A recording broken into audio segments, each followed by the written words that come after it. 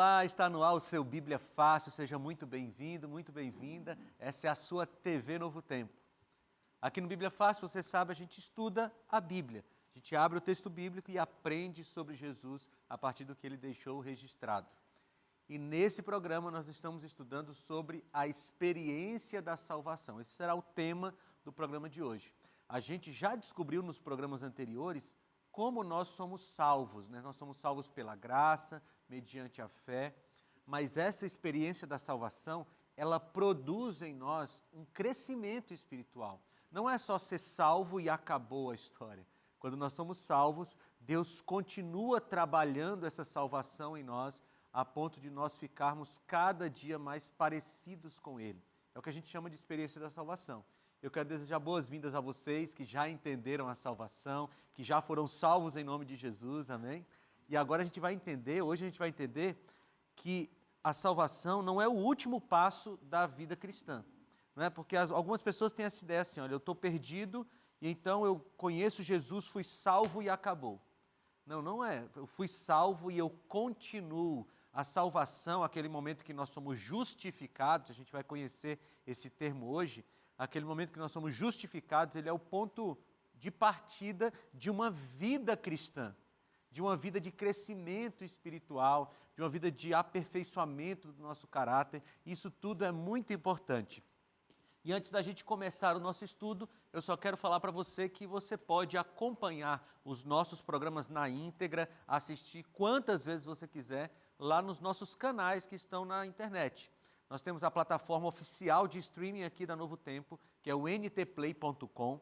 Então, se você digitar ntplay.com/Bíblia Fácil, você vai direto para a nossa área lá no NT Play e você vai poder assistir os programas quantas vezes você quiser, compartilhar o link com seus amigos, com os familiares, e também tem o nosso canal no YouTube, que é youtube.com/Bíblia Fácil. Lá estão todas as temporadas anteriores e os programas dessa temporada que já foram ao ar. E também tem a nossa rede social, que é o Instagram, @Bíblia Fácil. E se você tem vontade de participar do Bíblia Fácil aqui no cenário, né, ser um dos nossos convidados, você pode se inscrever no site novotempo.com/Participe Bíblia Fácil, ok? novotempo.com/Participe Bíblia Fácil, e aí você faz sua inscrição lá, seu cadastro, e fica aguardando em oração, porque quem sabe Deus escolhe você para estar aqui com a gente. Vamos estudar? Eu falei o nosso tema de hoje é a experiência da salvação. E para a gente estudar a Bíblia, sempre tem que orar antes, né? Vamos orar. Senhor, nós vamos abrir a Tua Palavra, Senhor. Com todo o respeito que a Tua Palavra merece, nós queremos nos colocar diante dela para aprender, Senhor. Muitas vezes a Tua Palavra nos ensina coisas que estão em oposição à nossa vontade. Mas, Senhor, nós queremos Te dizer que quando nós fomos salvos por Ti, nós escolhemos abdicar da nossa vontade em nome da Tua vontade, Senhor. Nos ajuda a vivermos assim em nome de Jesus. Amém. Vamos lá. Quando nós somos salvos, nós passamos por um processo, como eu disse aqui na introdução do programa. E o processo de salvação, essa experiência da salvação, ela envolve alguns passos, né? Ela começa com o arrependimento. Eu vou só listar aqui e ao longo da nossa conversa de hoje a gente vai conhecendo cada um melhor, tá? O arrependimento, que é aquele momento que você reconhece a sua condição, se entristece pelo seu pecado. Depois a confissão, e a confissão faz parte do processo de salvação. A gente vai aprender como confessar e a quem confessar. O perdão que vem de Jesus, a justificação que vem de Jesus, a santificação que vem de Jesus e a glorificação que vem dele. Aliás, todo esse processo vem dele, porque até o fato da gente se arrepender e confessar o pecado é fruto do Espírito Santo trabalhando na nossa mente, tá bom? Então vamos lá. Esses dois textos aqui nos ajudam a entender alguns daqueles passos, tá bom? Pegue sua Bíblia em casa, por favor, 1 João capítulo 1, versículos 8 e 9, e depois Romanos capítulo 5, versículo 1. O primeiro texto diz assim: se dissermos que não temos pecado nenhum, a nós mesmos nos enganamos, e a verdade não está em nós. Se confessarmos os nossos pecados, Ele é fiel e justo para nos perdoar os pecados e nos purificar de toda injustiça.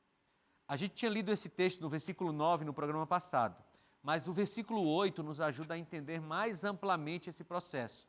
Porque a primeira coisa que a gente precisa saber ou fazer é parar de tentar esconder nossos pecados. Por dois motivos. Primeiro, porque nós não somos bons em esconder nossos pecados. E segundo, porque a gente não consegue esconder nossos pecados de Deus. Deus sabe, segundo o Salmo 139, Deus sabe o que nós vamos falar antes da gente falar. Então, Deus conhece a gente mais do que nós mesmos nos conhecemos. Então, nós precisamos admitir, porque olha, quem diz que não tem pecado, a Bíblia diz que está enganando a si mesmo. Eu já te dou a palavra, Wilson. A gente vive num momento em que parece que falar de pecado é pecado. Tem alguns ramos do cristianismo que já não querem mais falar de pecado. Alguém me disse uma vez assim, não, pastor, a gente fala só do amor. A gente fala só do amor. Como se o amor de Deus anulasse todos os ensinos bíblicos. Aí a gente vem aqui para o discípulo amado, né? Aquele discípulo que mais entendia de amor, e ele diz assim, se a gente disser que não tem pecado, nós estamos enganando a nós mesmos. E a verdade não está em nós. Ou seja, quem não admite que é pecador está mentindo para si mesmo. Então essa é uma parte importante do processo de salvação. Pode falar. Há um texto, só não sei aonde que eu li esse texto na Bíblia, que fala que nós arrumamos um meio para esconder o pecado. Saberia... Eu não lembro dele. Não? Lembro. Eu acho que está no Novo Testamento. Uhum. Eu costumo ler assim, mas não guardo... Eu também, às vezes, não guardo o que eu leio, não. Mas isso aí é natural nosso. A gente encobre os pecados, né? A gente quer esconder porque... Veja, isso começou lá em Gênesis. A gente volta para Gênesis. O que foi que Adão e Eva fizeram quando eles viram que estavam nus? Pegaram folhas de figueira e se cobriram. Como se as folhas de figueira fossem cobrir a nudez espiritual que eles receberam depois do pecado. Esse é um processo natural que a gente tem quando a gente peca. Então, o primeiro texto é admitir que nós somos pecadores. Amigos, o pecado é uma coisa real. Algum tempo atrás eu li um livro, falava sobre os 7 pecados capitais, e logo na introdução o autor escreveu uma coisa que eu nunca esqueci. Ele disse assim, antigamente o pecado era um Rottweiler raivoso. Hoje o pecado é um poodle mansinho. Né? Falando sobre como as religiões têm tratado o pecado. A gente trata o pecado hoje, não, é meu erro, é minha tendência. Não, isso é um equívoco. Não, eu já vi pastores dizendo assim, não vamos chamar mais de pecado, a gente chama de equívoco. Equívoco coisa nenhuma, gente, é pecado.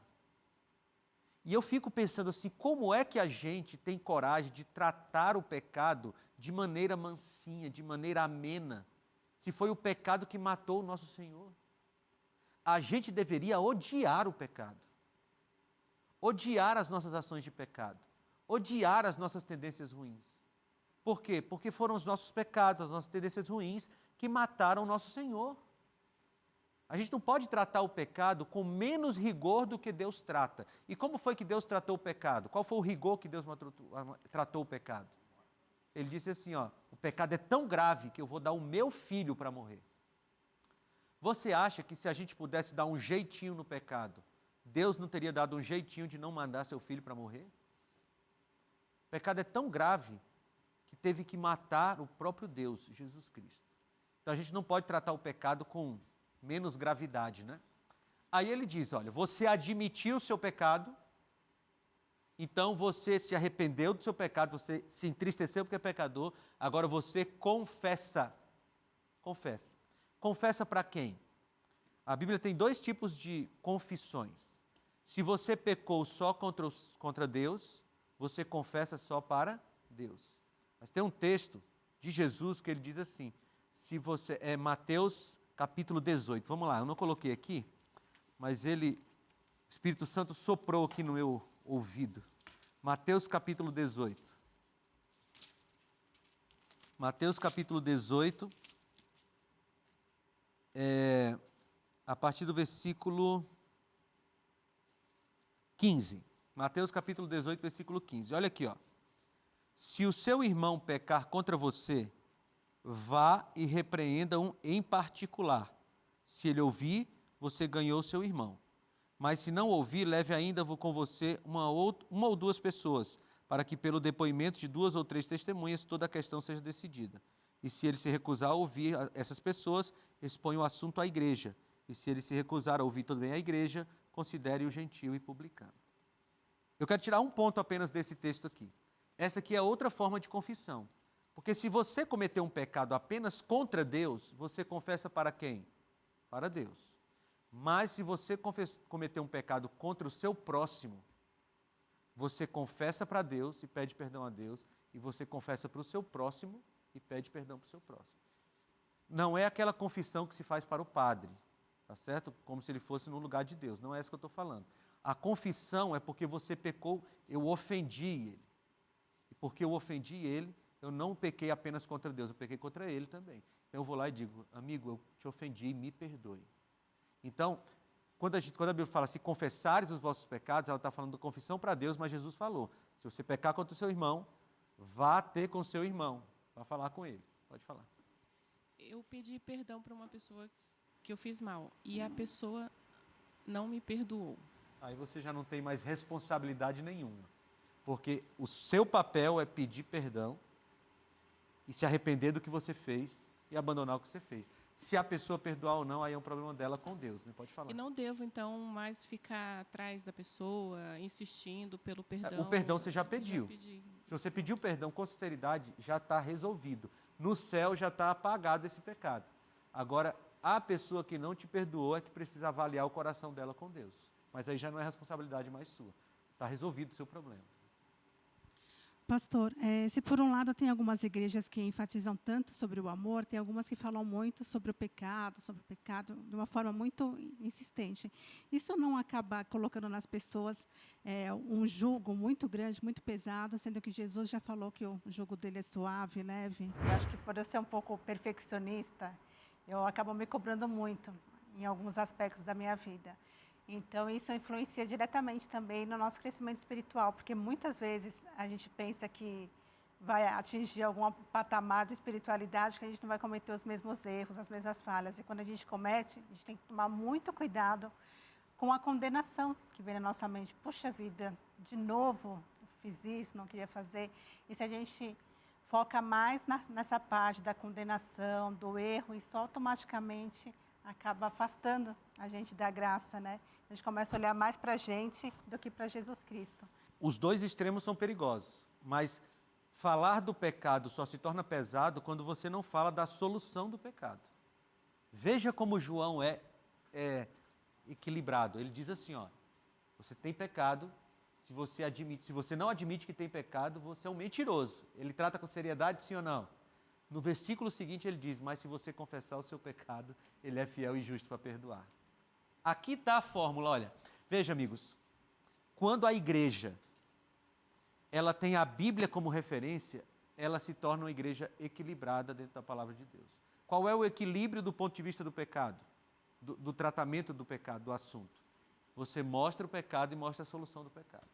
Aí você não tem o desequilíbrio. Se só fala de pecado sem a solução do pecado, aí realmente está difícil. E se só fala da parte do amor de Deus, sem dizer que a pessoa precisa se arrepender e pedir perdão, também está errado.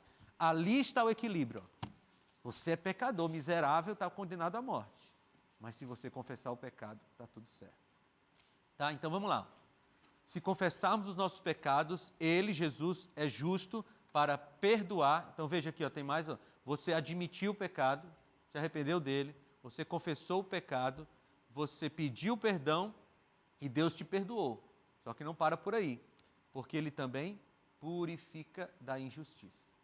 Então aqui estão todos os passos do processo de salvação, que não acaba no perdão, que continua na purificação, ok? E Romanos capítulo 5, versículo 1 diz assim, justificados, pois, mediante a fé, temos paz com Deus, por meio do nosso Senhor Jesus Cristo. O que é ser justificado? Essa palavra justificado é uma palavra forense, né? Uma palavra do meio jurídico. Justificado é ser declarado justo. É mais ou menos como se você tivesse numa ação judicial, alguém te processou, e você vai lá, o juiz vai avaliar a sua situação, e ele diz assim, olha, não, essa pessoa não tem culpa, ela é justa. Só que no caso de Jesus é diferente, porque nós sempre somos culpados, sempre. Não tem nenhuma vez que a gente chega diante de Deus e diz assim, Senhor, olha, eu fiz aquilo ali, mas a justificativa é essa, o Senhor pode aceitar? Ele diz, não, você está errado, é pecado.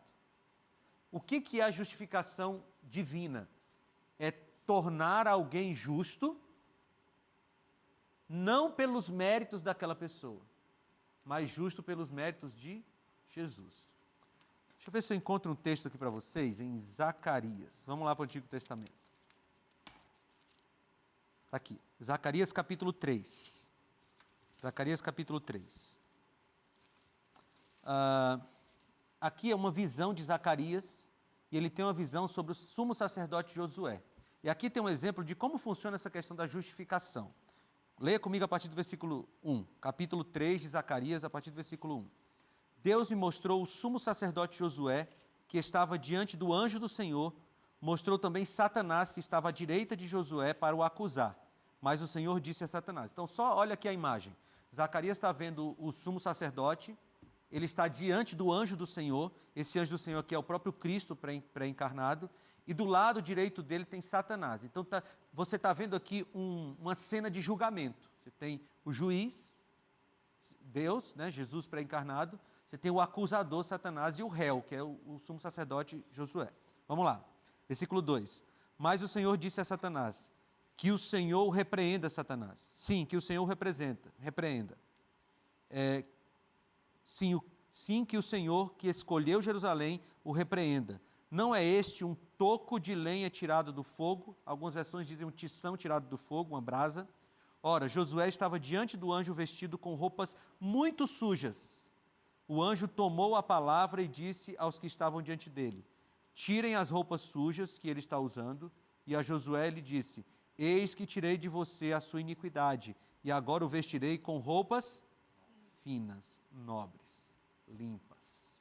Aqui está a imagem do processo de justificação. Nós chegamos diante de Deus e dizemos assim, Senhor, está aqui, sou eu. Aí Satanás diz assim, pecador. E Deus diz assim, realmente é pecador, mas esse pecador se arrependeu. E ele foi lavado pelo sangue de Jesus. O que é o processo de justificação? Ele tira as vestes sujas e coloca as vestes de justiça dele. Tem outro texto que eu acho muito bonito sobre isso. 1 Coríntios, capítulo 6. 1 Coríntios, capítulo 6. Olha lá o que Paulo diz.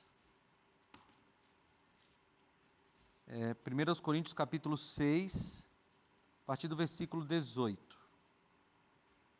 Diz assim, fujam da imoralidade sexual. Qualquer outro pecado que uma pessoa comete é fora do corpo, mas aquele que pratica a imoralidade sexual peca contra o próprio corpo. Será que vocês não sabem que o corpo de vocês é santuário do Espírito Santo, que está em vocês e que vocês receberam da parte de Deus, e que vocês não pertencem a vocês mesmos, porque vocês foram comprados por preço. Agora, pois, glorifiquem a Deus no vosso corpo. O nosso corpo deve glorificar o nome de Deus, através desse processo de justificação. Agora, eu quero ler com vocês o versículo 9. 1 Coríntios 6, a partir do versículo 9. Olha o que diz. Ou vocês não sabem que os injustos não herdarão o reino de Deus? Não se enganem, nem imorais, nem idólatras, nem adúlteros, nem afeminados, nem homossexuais, nem ladrões, nem avarentos, nem bêbados, nem maldizentes, nem roubadores herdarão o reino de Deus. Agora veja o 11. Alguns de vocês eram assim, mas vocês foram lavados, foram santificados, foram justificados no nome do Senhor Jesus Cristo, no Espírito do nosso Deus. Amém? Coisa linda, não é? Veja, ele está falando aqui de vários pecados, né? Imoralidade, homossexualidade, avareza, bebedice, roubadores. Aí Paulo diz assim, vocês um dia foram assim, mas não são mais por quê? Porque vocês foram lavados no nome de Jesus. Esse é o processo de justificação. A gente é pecador, está com a roupa suja de pecado, aí vem Jesus e nos lava com sangue. Interessante, né? Porque o sangue deixaria manchado, mas o sangue de Jesus lava. E ele nos justifica, nos declara justos. A justiça é nossa? Não. É a justiça dele que ele coloca sobre nós. Como ele fez com o sumo sacerdote Josué. Tirou a roupa e ele deu outra roupa. A roupa de justiça dele. Ok? Então nós fomos justificados por Deus. Muito bem, então ao sermos salvos em Cristo, nós ganhamos uma nova forma de viver. Nós somos transformados. Olha o que diz Efésios 2, 8 a 10. Nós já lemos esse texto, mas eu quero reler com vocês. Porque pela graça sois salvos, mediante a fé, e isto não vem de vós, é dom de Deus. Não por obras, não de obras, para que ninguém se glorie. Pois somos feitura dele, criados em Cristo Jesus, para as boas obras, as quais Deus de antemão preparou para que andássemos nelas. Então nós somos salvos para andar em novidade de vida.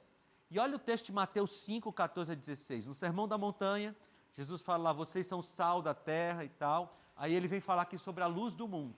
Mateus 5, 14 a 16. Vós sois a luz do mundo. Não se pode esconder a cidade edificada sobre um monte. Não se acende uma candeia para colocá-la debaixo do alqueire, mas no velador, e alumia a todos os que se encontram na casa. Assim brilhe também a vossa luz diante dos homens, para que vejam as vossas boas obras e glorifiquem a vosso Pai que está nos céus. Você percebe que faz parte da vida de um cristão ter boas obras para glorificar a si mesmo? Não. As pessoas devem ver as nossas boas obras e quando elas virem as nossas boas obras, elas glorificarão a Deus. Amigos, eu fico muito preocupado quando eu vejo um cristão dizendo assim, olha, a graça de Cristo me basta e o que eu faço, o que eu bebo, o que eu como, não tem nada a ver. E às vezes a gente faz assim, olha, a graça de Jesus me perdoa, é suficiente para mim, então não tenho que dar atenção a Levítico 11, por exemplo, com alimentos puros e impuros. Eu não tenho que dar atenção à lista que nós acabamos de ler em 1 Coríntios 6. Eu posso fazer o que eu quiser da minha vida, porque Jesus me justifica, eu estou salvo pela graça, o que eu faço não importa. A gente está vendo isso na Bíblia, gente. A gente é salvo para que a gente brilhe por Jesus, para que as pessoas vejam as nossas boas obras. Isso faz parte da experiência da salvação. Celina. Pastor, é correto eu dizer que já estou salva, sendo assim, eu fazendo boas obras, tentando seguir os 10 mandamentos, a lei, né? O que eu já ouvi, algumas pessoas falarem, ande na linha para que você esteja salvo também. Né? Essa é uma frase muito... Já se afirmar salvo mediante os conceitos dela, né? Que ela está fazendo boas obras. Veja, a salvação nunca, em hipótese alguma, em situação nenhuma, diz respeito ao que a gente faz. Não diz. A gente lê os textos, né? Nós somos salvos e depois que a gente foi salvo, a gente pratica as boas obras. A salvação não é porque eu guardo os mandamentos, não é porque eu guardo o sábado, honro pai e mãe, não tem outros deuses. A salvação não tem nada a ver com o que a gente faz. A questão é que a salvação produz em nós as boas obras. Então, as obras, elas são um sinal de que eu fui salvo e não a causa da minha salvação. Então, se alguém diz para você assim, guarde os mandamentos para você ficar salvo, a pessoa está errada. O que ela tem que dizer? Aceite, entregue a vida a Jesus para você ser salvo. E Ele, através do Espírito Santo, vai te dar força para você guardar os mandamentos. Eu quero enfatizar isso. A salvação não tem nada a ver com ações nossas. É tudo ação de Cristo na nossa vida. Tá bom? Então, olha lá, salvos para que a gente possa, para que as pessoas possam ver as nossas boas obras. Agora, Efésios 5, 25 a 27, é um chamado, olha que coisa interessante, Paulo falando sobre um processo que vem logo após a salvação. Eu estou falando aqui, gente, eu só quero esclarecer uma coisa, eu acho que no próximo bloco eu vou colocar uma tabelinha para a gente entender isso. Eu estou colocando didaticamente assim, nós fomos salvos e aí começa o processo de santificação. Mas na prática não é assim uma coisa estanque, eu fui salvo, aí a salvação ficou para trás, agora estou na santificação. E eu não preciso mais de salvação. Nós estamos constantemente sendo salvos e santificados, porque todo dia a gente precisa de salvação e santificação. não é um processo estanque, né? A gente faz didaticamente assim, ó, salvação, depois a santificação e tal, mas na prática as coisas estão acontecendo ao mesmo tempo. Então olha o que Paulo diz em Efésios 5, 25 a 27. Marido, amai vossa mulher, como também Cristo amou a igreja e assim mesmo se entregou por ela. Só um parênteses aqui, né? Esse aqui é um pesão para os maridos, hein? Porque a mulher, no casamento, ela é comparada à igreja. E a igreja é falha, né? A igreja erra. Mas o marido é comparado a Cristo. Todo marido deveria ser Cristo para sua esposa. Se entregar como Cristo se entregou. Amar como Cristo amou. Cuidar como Cristo cuidou. A responsabilidade é muito grande. Eu leio até poucas vezes esse texto, porque ele já me diz muita coisa, né? Mas vamos lá. Ó. Marido, amai vossa mulher como Cristo amou a igreja e a si mesmo se entregou por ela. Por quê? O que Cristo faz pela sua igreja? Para que a santificasse, tendo-a purificado por meio da lavagem de água pela palavra, para a apresentar a si mesmo igreja gloriosa, sem mácula, nem ruga, nem coisa semelhante, porém santa e sem defeito. Veja para que Jesus cuida da sua igreja. Jesus cuida da sua igreja para que ela seja santificada, purificada, para que ela seja gloriosa, sem mácula, nem coisa semelhante, santa e sem defeito. Ou seja, Deus espera que a gente, como igreja, a gente vá crescendo cada vez mais semelhante, ficando cada vez mais semelhante a Ele. A igreja de Cristo, quando a gente fala de igreja, eu estou falando de cada cristão também, cada cristão não tem que estacionar. Já ouviu aquele cristão que diz assim, não, assim, esse é o meu jeito. A pessoa é bruta, a pessoa fala o que pensa, a pessoa diz, não, esse é o meu jeito. Gente, é o seu jeito, mas no cristianismo não é o nosso jeito, é o jeito de Deus em nós. Então o cristão que diz assim, esse é o meu jeito, ele está precisando dar uma avançada a mais, porque é o jeito de Cristo que deve prevalecer em nós. A gente vai para o intervalo agora, quando voltar eu sei que você quer fazer uma pergunta, tá bom? Mas a gente precisa dar essa pausa e quando voltar a gente continua esse tema. Muito interessante entender o processo da salvação, entender o início né, desde a questão do arrependimento, a importância de a gente entender que nós somos salvos, né, pela graça. Inclui uma vida diária de meditação, de oração, essa comunhão constante com Deus. Eu acho que é só assim que a gente pode vencer nessa vida os desafios. Eu acredito que quando a gente encontra a palavra de Deus, essa eu acho que é a melhor experiência para a salvação, né?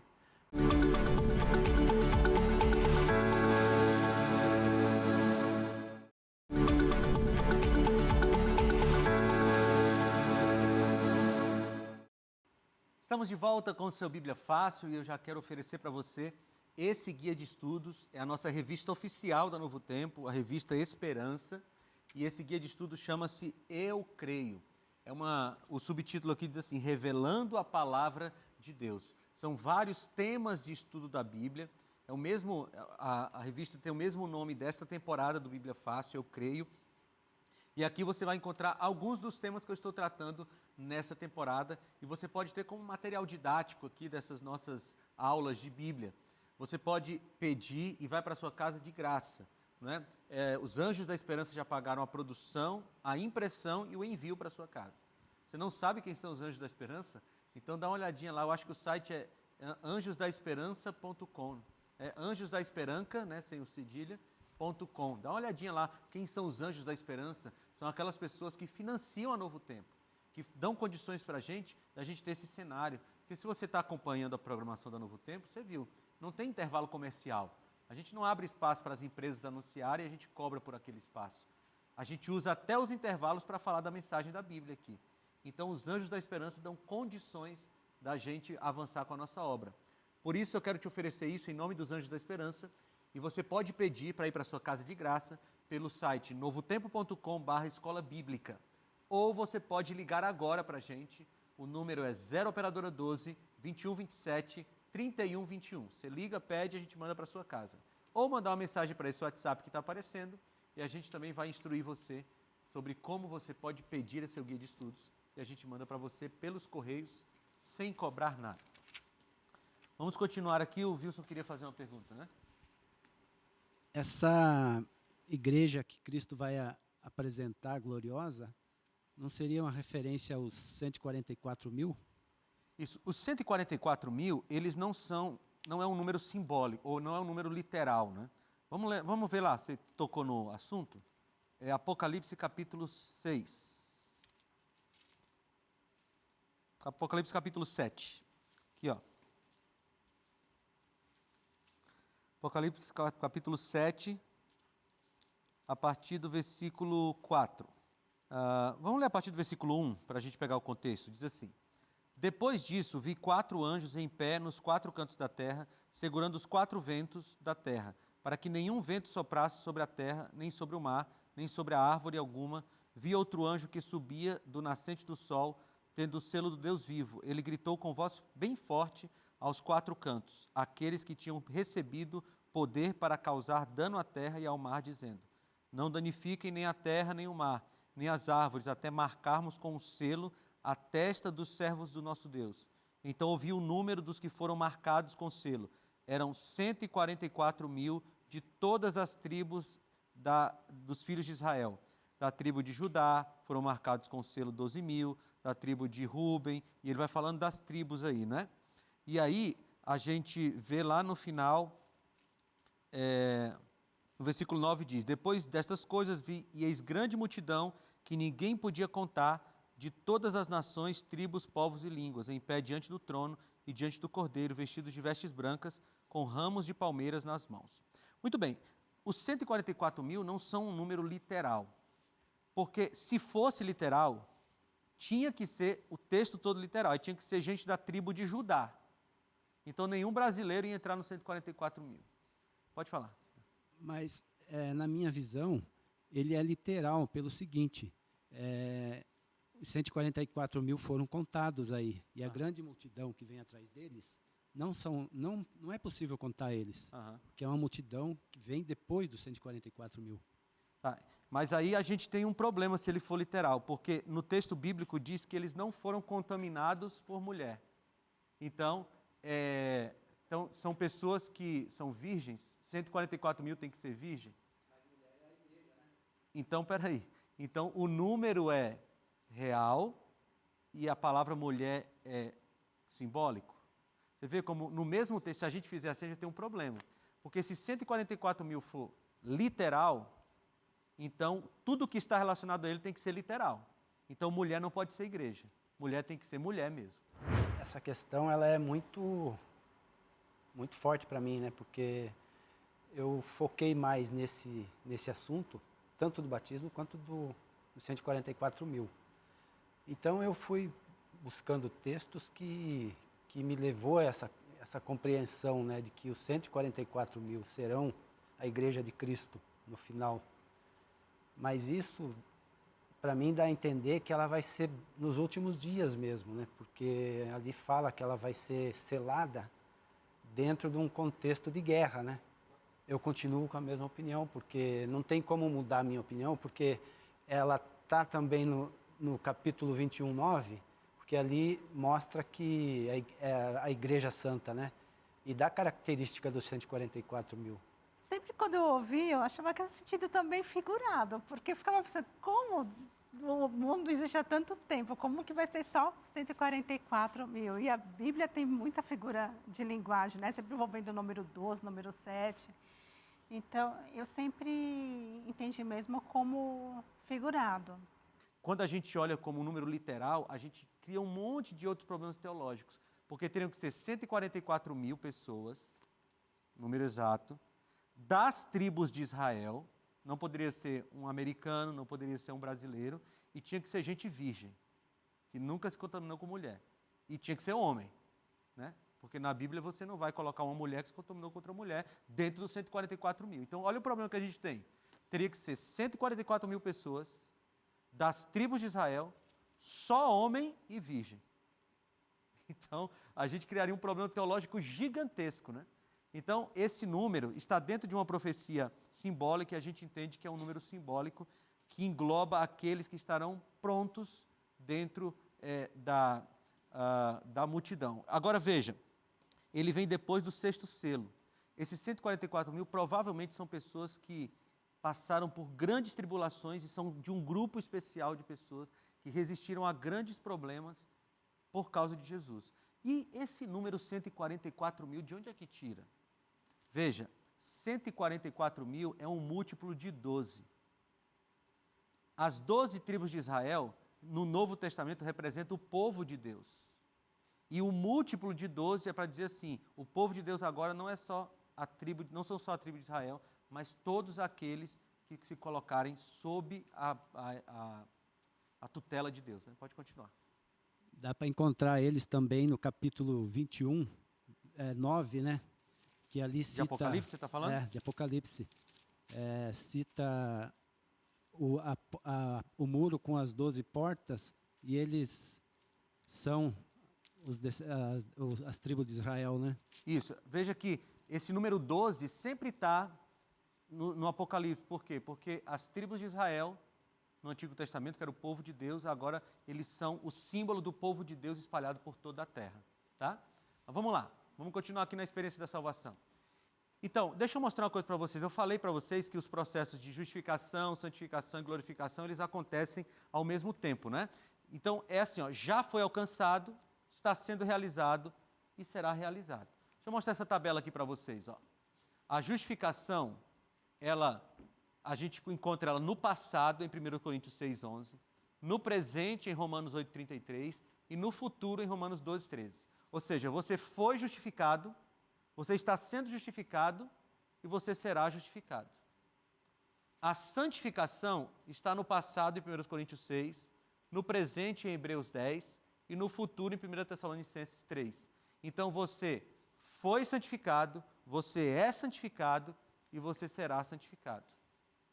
E a glorificação você encontra no passado, em Romanos 8, no presente, em 2 Tessalonicenses 1, e no futuro, em Romanos capítulo 8, 17. Então, você foi glorificado, você é glorificado e você será glorificado. Esses processos, eles estão acontecendo todos os momentos, que é o que a gente chama de crescimento em Cristo ou experiência da salvação. Esse quadro ficou bacana, pastor, porque o que eu vejo aqui é uma retroalimentação, isso, sendo que no fundo você está indo sempre para um nível acima. É como se fosse uma espiral que está subindo, né? Isso. É isso mesmo, porque Deus está todo o tempo trabalhando em nós. Porque veja, a gente foi ontem, você pecou, pediu perdão a Deus, Ele disse, você é justo.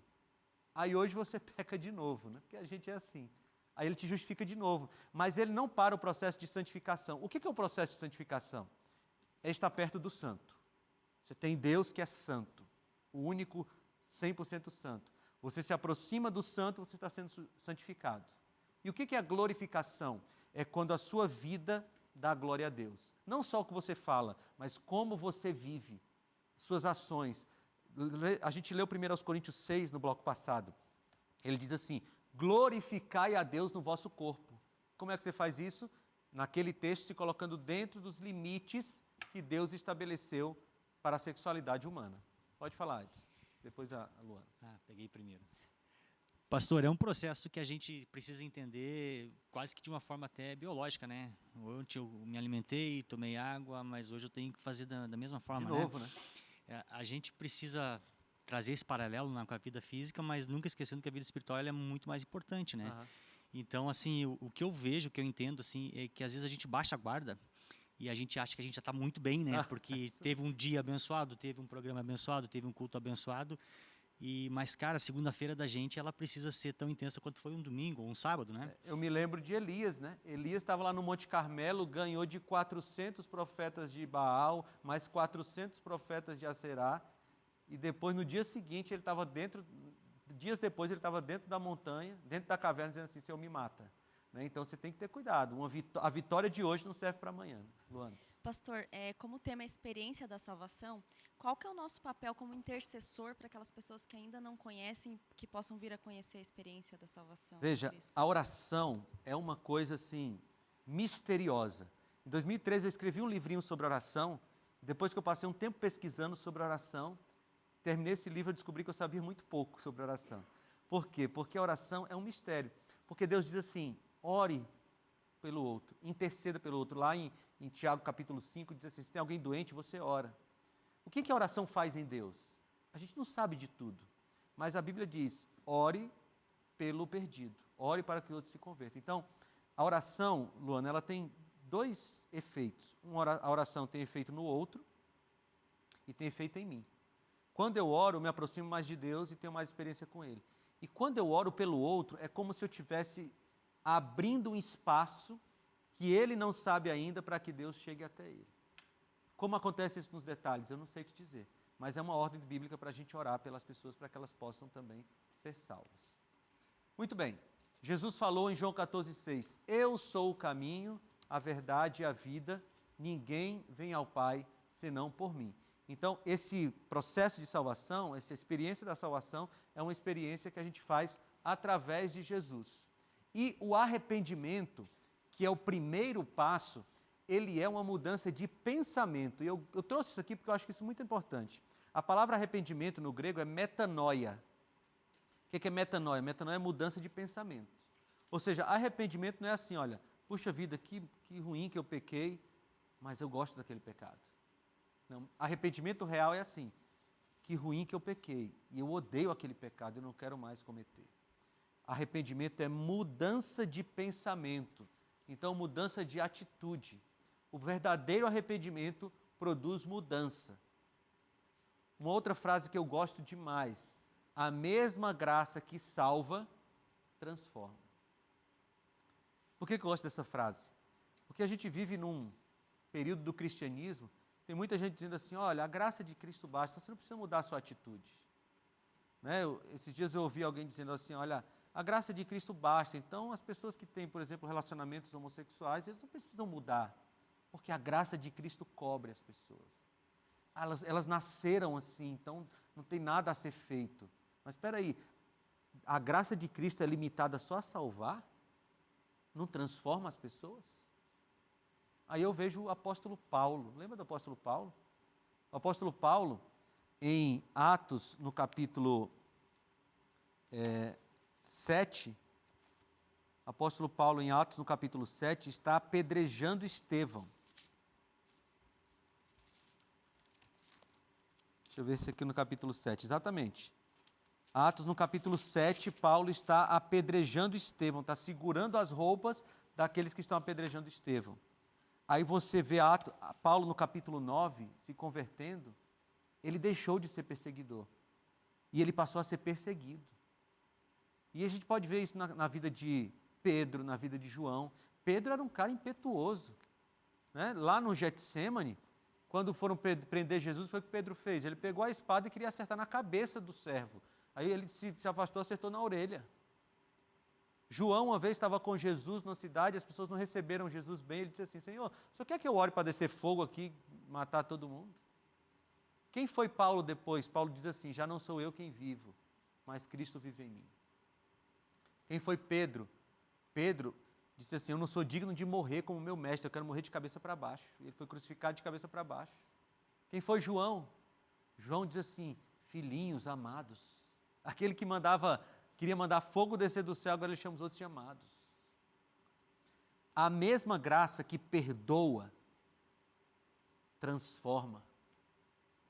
O mesmo poder que Deus tem de perdoar você, é o poder que Ele tem de transformar você. Então essa história de, eu nasci assim, essa é a minha tendência, eu sou assim mesmo, isso não é coisa de cristão. Porque a gente não foi convidado para ser igual a nós, a gente foi convidado para ser imitadores de Cristo, como Paulo disse, sede meus imitadores, como eu sou imitador de Cristo. Pastor, mas tem uma coisa na minha vida que eu ainda não venci. Eu também tenho. Mas o que a gente faz? A gente desiste? A gente continua pedindo, continua se aproximando do santo, e ele vai transformando a gente. Eu não estou dizendo que vai chegar um momento, antes da transformação final, que a gente vai parar completamente de pecar, que a gente vai ter uma natureza perfeita, não vai chegar esse momento nunca até a volta de Jesus. O que a gente não pode fazer é parar de lutar, parar de tentar, entende? A mesma graça que salva, transforma. E quais são os resultados do arrependimento e da justificação? A santificação, segundo as Coríntios 5:17.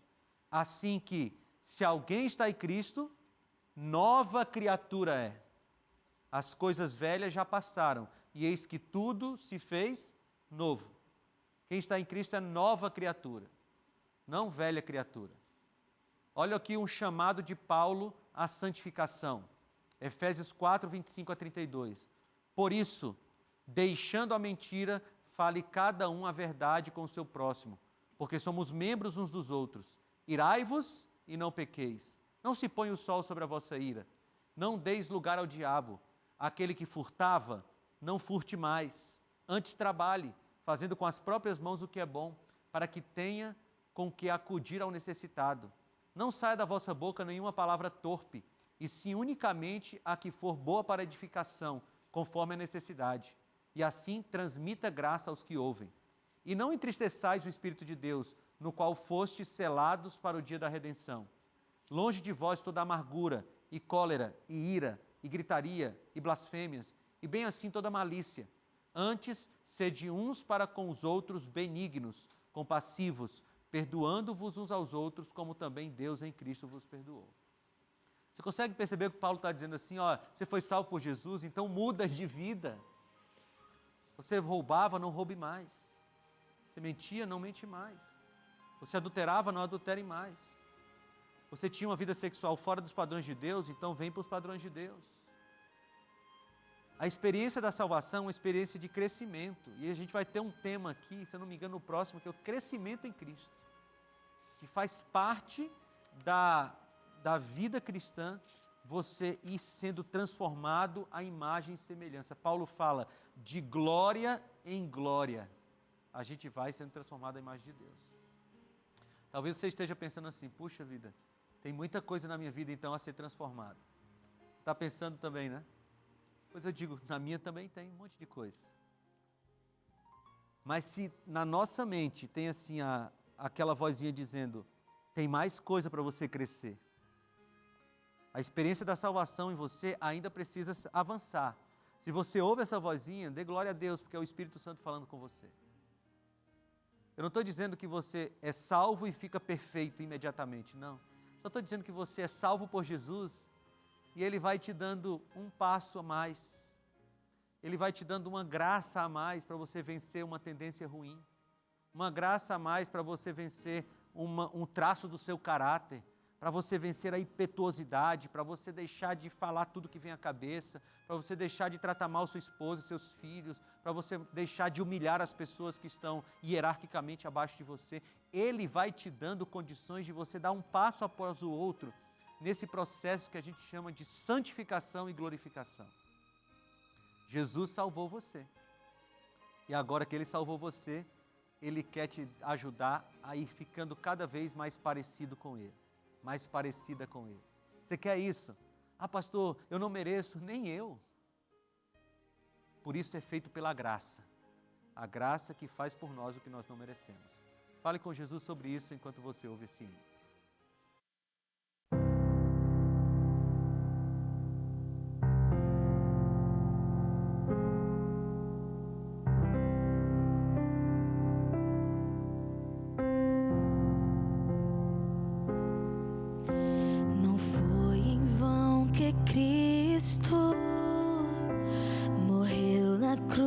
Em meu lugar,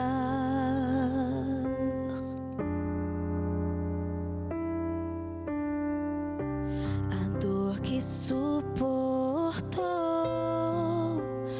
foi por me amar.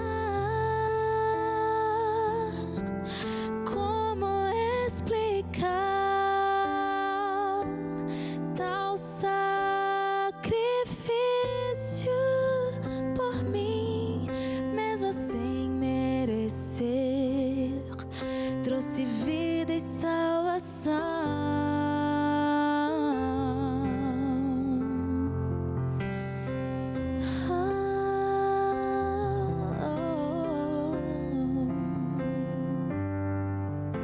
Seu sangue derramado ali, coroa de espinhos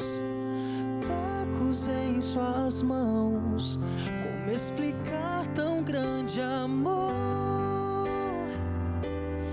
Tão sacrifício por mim, mesmo sem merecer, trouxe vida e salvação. Graça por mim, oh graça e perdão,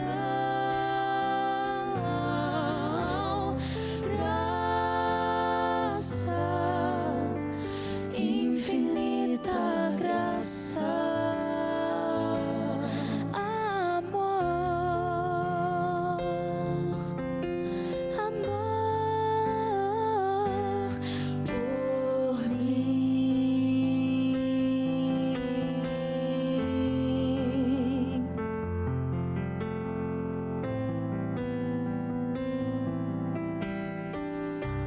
A dor que suportou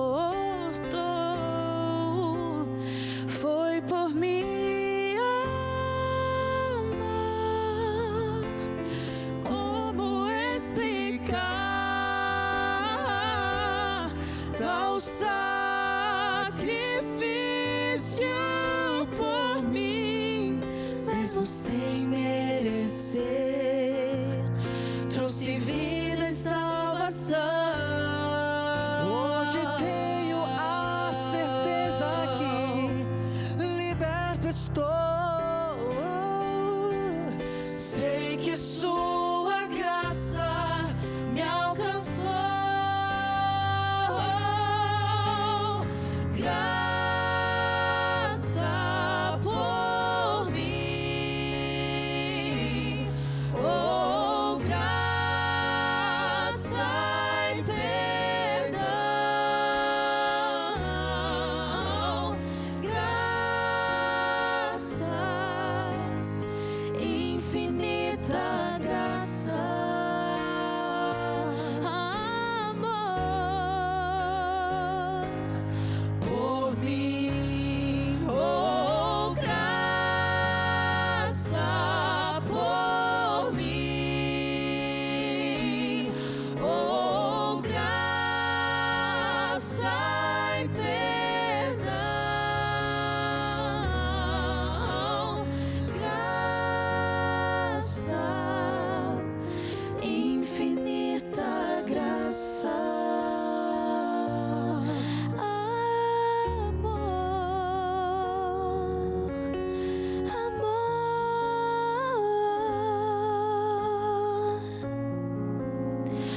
por mim.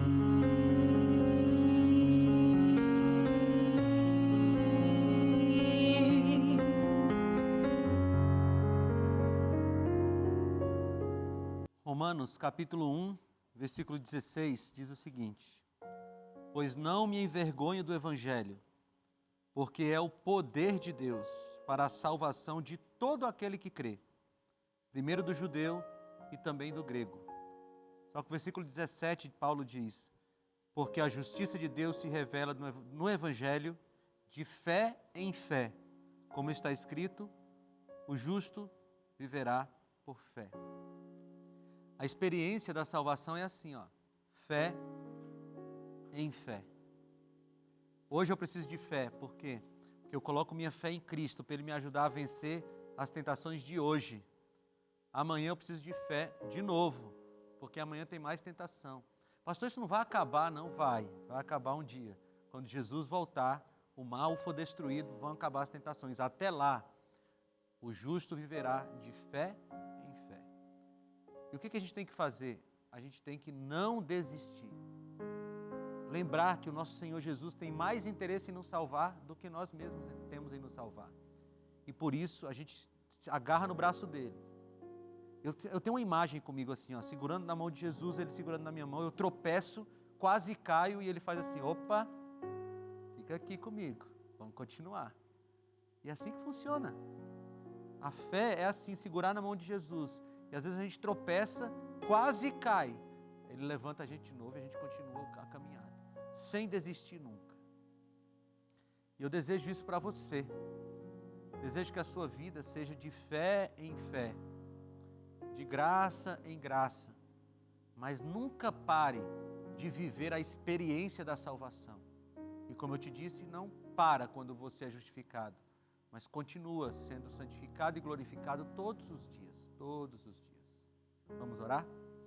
Senhor, que maravilha estudar a Tua palavra, Senhor. Como é confortante saber que o Senhor tem mais interesse na nossa salvação do que nós mesmos. Nós entregamos nossa vida em Tuas mãos para viver a real experiência da salvação. Fazemos isso, Senhor Deus, não porque nós tenhamos méritos, mas nos méritos do nosso Senhor Jesus.